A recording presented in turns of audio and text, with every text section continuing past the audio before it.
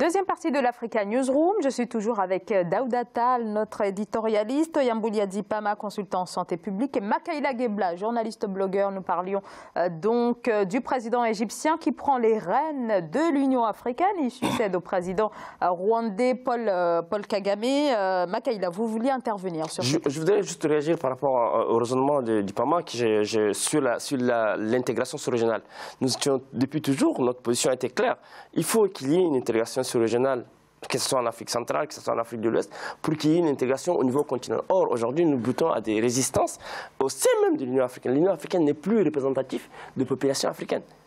Nous, on a toujours tendance à dire que c'est une Union africaine. Il nous faut une Union africaine du sommet, de la base vers le sommet. Or, aujourd'hui, c'est une Union africaine du sommet vers la base et qui ne correspond pas aux aspirations réelles de nos populations, qui aujourd'hui ont des problèmes sérieux de chômage, ont des problèmes sérieux effectivement de logement, etc. Donc, je pense qu'on n'est pas dans une logique de rupture avec cette institution continentale. Donc, il faut absolument des réformes profondes. Nous avons encouragé, certes, les réformes qui ont été posées par Kagame, malheureusement, il va partir au bout d'un an. Sauf que l'agenda pour l'Union européenne et pour les institutions, y compris la communauté internationale, leur obsession, c'est la question sécuritaire. Et Al-Sisi a juste compris qu'il a besoin effectivement de sécuriser son pays, mais sur le continent africain, vous avez le Mali qui est encore toujours instable. Vous avez un peu le Burkina qui aujourd'hui, je dirais, subit les assauts. Oui, donc ils vont surfer sur ces questions sécuritaires pour oublier les revendications légitimes des populations africaines. Je pense que nous allons continuer, nous autres observateurs, à dénoncer. Alors quand même, une question sécuritaire qui est éminemment importante, mais est-ce que sans cette fameuse ce fameux autofinancement de l'institution, est-ce que l'Union africaine peut véritablement peser sur cette question également, Daouda Tal? Si elle n'est pas indépendante, elle ne peut que suivre les directives ou les orientations de la main qui donne, quelque part. Donc ça, c'est une évidence. On n'a pas encore de véritable politique sécuritaire africaine. Ça n'existe pas. Absolument. Or, ça devrait exister. Et je pense que c'était l'une des idées de Paul Kagame, le président sortant de l'UA, donc le fait de faire un fonds pour la paix. Bon, il y a eu quelques contributions, mais certains étaient réticents. Je pense que ça, c'est important. Au lieu que les Nations Unies viennent avec des missions de la paix dans le continent, l'Union africaine peut très bien mettre en place une force d'intervention de la paix.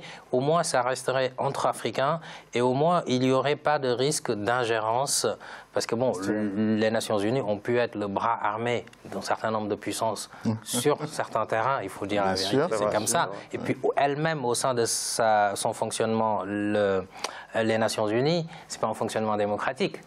C'est une institution qui elle-même n'est pas démocratique, les Nations Unies. Quand vous avez des pays qui ont le droit de veto, on ne peut pas parler de démocratie, c'est pas un État égale une voix. Donc, évidemment, or, dans le fonctionnement de l'Union africaine, un État égale une voix. Donc, quelque part, les missions de paix auraient pu être menées par l'Union africaine. C'est aussi ça le problème, pourquoi ça n'avance pas. C'est cette fameuse démocratie, un peu trop peut-être, parce qu'il faut l'unanimité pour que les décisions puissent fonctionner. Je pense que là-dessus, il y a un problème. Je termine juste sur cet élément. C'est que l'Union africaine, pour que ça fonctionne, ce n'est pas une question d'individu ou d'homme. C'est ça. Et aujourd'hui, Abdel Fattah al-Sisi est président de l'UA. On lui dit, quelles sont vos priorités? Mais c'est en gros, excusez-moi du terme, c'est n'importe quoi. Vous êtes président, on vous dit quelles sont vos priorités pour votre mandat. Non, quelles sont les priorités de l'Afrique? L'agenda devait être défini avant que le président de l'UA soit choisi et puis le lui imposer. Mais bien entendu, moi je suis sénégalais, je suis l'autre égyptien, j'arrive, je suis président, je vais mettre en avant ce qui est bon pour mon propre pays. C'est bien ça un défaut d'abord à la base. On n'a pas un agenda qui est suivi avec une certaine continuité sur un certain nombre d'années et ça ne peut marcher que comme ça. Alors ça pose quand même aussi la question de la présidence même et du mode de direction finalement de l'Union africaine. Mais vraiment très rapidement, nous convenons d'une chose, l'Union ne sera que ce que les pères veulent que l'Union soit. Ça c'est un. Deuxièmement, structurellement en termes de fonctionnement, de financement et de méthode de fonctionnement, bien évidemment, il faut avoir un programme. Moi je suis tout à fait d'accord. contrairement à cette notion de... Parce que j'ai cru comprendre que El-Sisi surfe un peu sur cette vague. Exactement. Oui, mais oui, c'est vrai. C'est vrai qu'il peut surfer là-dessus. Mais sans sécurité, honnêtement, on n'aura aucun développement possible. Non, mais je vous le dis sincèrement. Oui, c'est une priorité tous les pays n'ont pas le même problème sécuritaire, sauf que malheureusement, ces menaces sécuritaires deviennent des métastases d'une certaine façon. Il y a des pays qui étaient plus ou moins épargnés, qui aujourd'hui subissent les affronts ou les assauts de ces choses-là. Mais je le pense et je crois que vous avez raison, il y a d'autres priorités. Il y a d'autres priorités, sincèrement, mais la question sécuritaire aussi doit être résolue. Et c'est pour ça que Kagame a mis en place ce fonds spécial pour la question sécuritaire qui est également très prioritaire, sinon l'une des questions prioritaires. Elle n'est pas vitale. Elle n'est pas vitale, Zahra. La question sécuritaire n'est pas vitale. Pourquoi? Je m'explique. Il faut qu'on analyse un peu les origines de ces questions sécuritaires. C'est parce que la communauté internationale, et notamment la France et l'Union européenne, qui étaient les partenaires de l'Union africaine, n'ont pas voulu encourager une politique, comme tu disais tout à l'heure, une politique continentale sur la question sécuritaire. Aujourd'hui, la problématique est entière. Et les chefs d'État africains, comme tu l'as dit, ils servent effectivement sur cette question pour réprimer d'une partie ou d'une autre leur population avec le soutien de Paris et un peu de Bruxelles. Quand on voit ce qui se passe récemment sur le Tchad, c'est que ce soit Idriss Déby, que ce soit certains chefs d'État africains appellent effectivement la France ou bien d'autres pays à venir en aide parce qu'il y a une insurrection populaire. Donc ça leur donne effectivement, je pense, un cutus pour réprimer la population dans l'indifférence de la communauté internationale au nom de la sécurité. Moi, ça me pose problème. Il faut absolument qu'il y ait une politique à dimension continentale qui puisse quand même permettre, et même s'il le faut, il faut avoir une armée à dimension continentale pour parer à ces situations. Je ne sais pas, Makaila, je ne sais pas si vous êtes conscient que quand même le Mali est divisé en deux. Hein. Mais le problème, c'est pas forcément Mali. Non, mais je peux raisonner. Mais à qui la faute? Oui, voilà. À qui la faute n'est pas... Oui. Alors, je voudrais quand même que les téléspectateurs n'entendent pas que la question sécuritaire est une question secondaire. Parce qu'effectivement, ça reste une question, sinon la question prioritaire du continent, puisqu'il s'agit de sauver des vies. Maintenant, je pense que ce qui dérange effectivement dans la présidence égyptienne, c'est le fait que le président va peut-être penser qu'aux intérêts purement égyptiens. Il faut le dire, Zahra, aussi. Bon, le défi sécuritaire, il est important. Je pense qu'on n'est pas en train de dire le contraire. Par contre, ce qu'on dit aussi, c'est que il y a le défi du développement. C'est une forme de violence aussi, des gens qui n'arrivent pas à se nourrir, qui n'arrivent pas à se loger, à se soigner. C'est une forme de violence. Et d'ailleurs, c'est ça peut-être, c'est ça même qui entraîne, c'est lié au défi sécuritaire. Donc vous ne pouvez pas faire des pansements sur une plaie, entre guillemets, et ne pas... Il faut une vision beaucoup plus large. Et bien sûr, le défi sécuritaire, il est là, mais c'est d'abord le développement. Et puis bon, excusez-moi, mais le défi sécuritaire, souvent, c'est le terrorisme, c'est pour taper sur les autres. Mais quand il y a un chef d'État qui bâillonne son peuple, on ne va pas dire il faut aller l'enlever. L'Union africaine ne va pas se mobiliser pour être du côté du peuple. Tout à fait, mais pour te compléter. C'est un syndicat de chefs d'État aussi, quelque part, d'une certaine façon. D'où cette notion de réforme aussi, parce qu'à un moment donné, il faut s'auto-protéger entre pairs. Non, mais moi, je ne suis pas en train de vous contredire. Je dis simplement on dit la même chose, mais je dis simplement qu'il faut une réforme.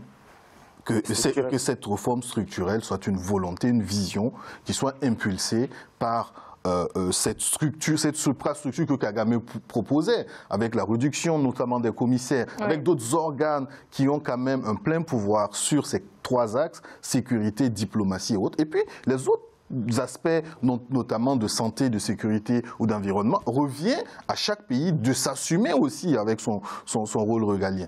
C'est ce que Al-Sisi manque aujourd'hui, et c'est tout à fait normal que ça pose problème, qu'ils viennent au bout de 3 ans de réforme, qu'ils viennent dire, mais moi, mes priorités, c'est ça. En fait, c'est ça qui pose problème. Aujourd'hui, l'Union africaine, c'est un regroupement de chefs d'État.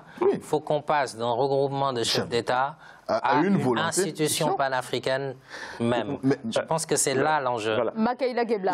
Le NEPAD est en train d'être transformé avec la volonté de Kagame, par exemple, puisqu'ils veulent mettre en place un nouveau fonds de développement économique de l'Afrique. Donc, c'est une vision. Après, les pays n'ont pas les mêmes réalités économiques et de développement, n'ont pas les mêmes. L'Afrique du Sud n'a pas les mêmes réalités que la Gambie ou le Burkina Faso, c'est certain. Mais à un moment donné, en termes de vision, de cohésion, donc de paix et de stabilité du continent, et en termes de diplomatie continentale et de commerce extérieur et autres machins, il faut qu'on ait une certaine vision qui puisse permettre. L'Afrique, quand même, reste aujourd'hui porteuse. En fait, justement, pour rebondir à un aspect soulevé par Dipama tout à l'heure, il avait parlé du Mali.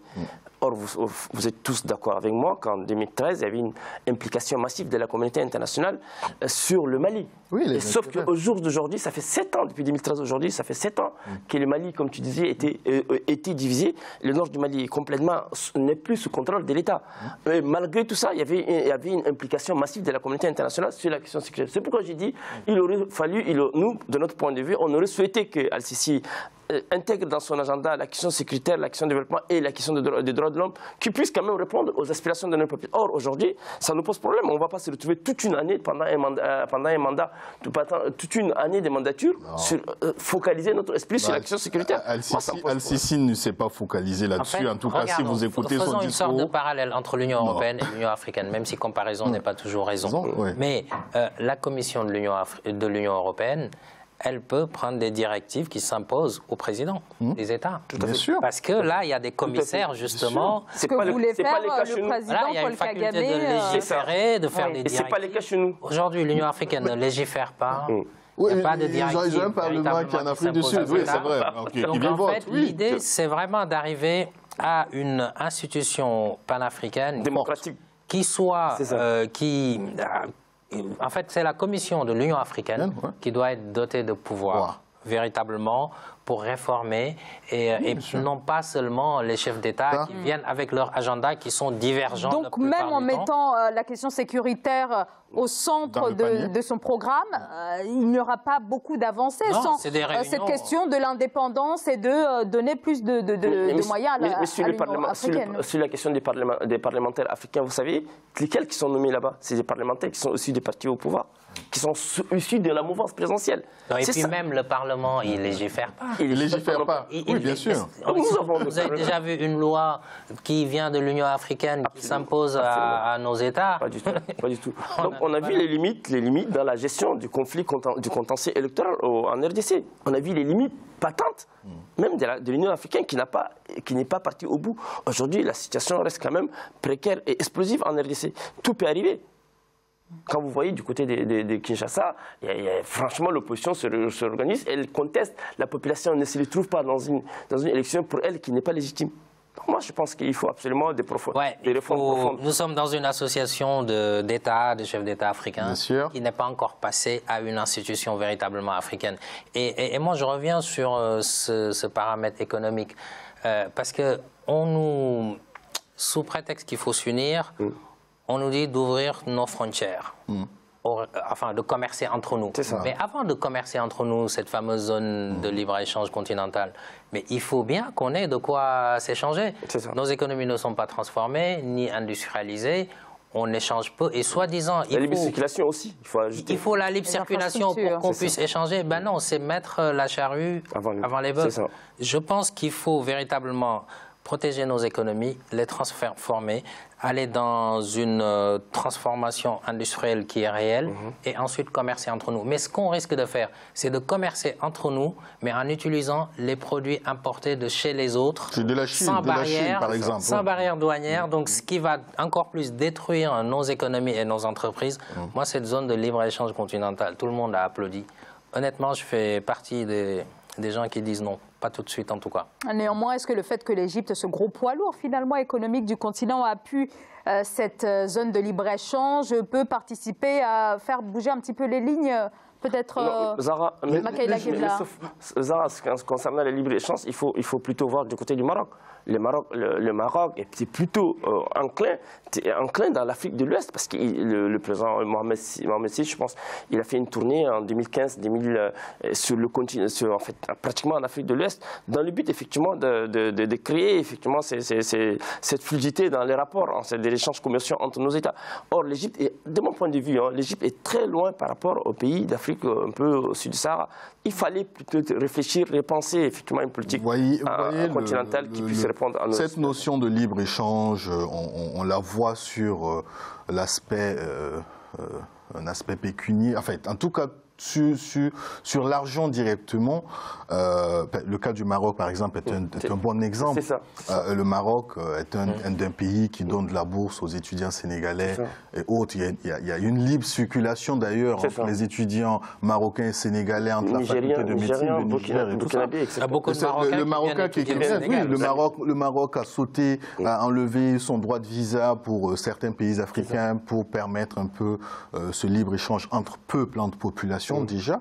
Et c'est quand même quelque chose qui est que l'on peut apprécier. Je ne dis pas que le Maroc est l'Eldorado, ni quoi que ce soit. C'est quand même une facilité de casser certaines barrières. Et après, ce n'est que entre le libre-échange entre populations, cette volonté de traverser les frontières, de faire des va-et-vient entre pays, qui puissent à un moment donné consolider véritablement cet espace commercial. Après, je ne suis pas économiste, mais je pense et je le crois que c'est déjà en levant certaines barrières.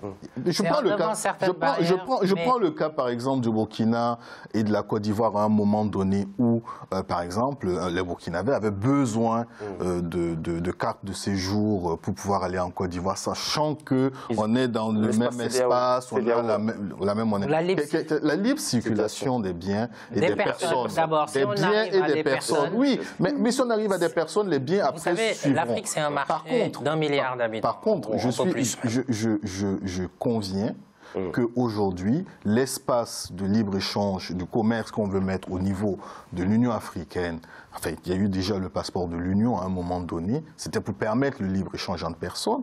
Si économiquement, il y a des limites et des failles, c'est qu'on aurait déjà mis un levier qui est la possibilité entre les populations de pouvoir traverser, de se connaître déjà, de pouvoir en fait lever ses barres. Souvent, le plus souvent, cette notion de l'étranger même pose problème dans beaucoup de pays, puisque le malheur des uns même, c'est l'autre, ce n'est pas nous, c'est parce que les autres sont venus. Et ça, c'est condensé entre pays, sans parler en interne déjà, les petits larves qui existent.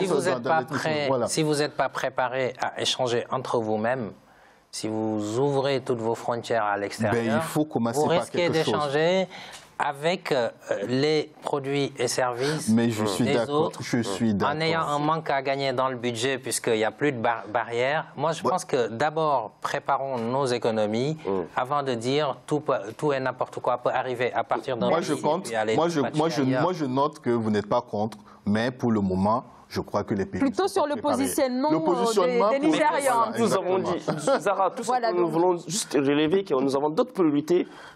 Hormis les questions sécuritaires, nous avons d'autres priorités sur le continent. Il faut commencer. Voilà donc pour cette présidence Al-Sisi qui débute à la tête donc de l'Union africaine. On va marquer une très courte pause et on se retrouve dans quelques secondes. À tout de suite.